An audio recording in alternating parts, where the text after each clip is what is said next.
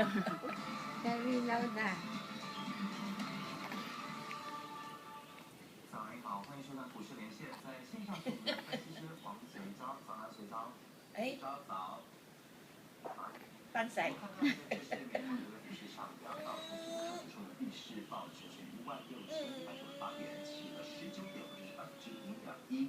那下来，投资者要关注哪些因素呢？请你和我们分享吧。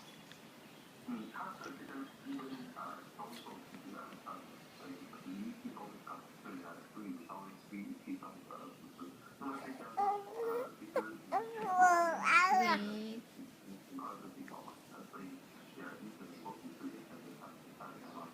那接下来呢，可能比较要注意到的是第二季度的这个 S&P 就被出炉了。那么还有这个其他公司反映的这个也是差不多要出炉了。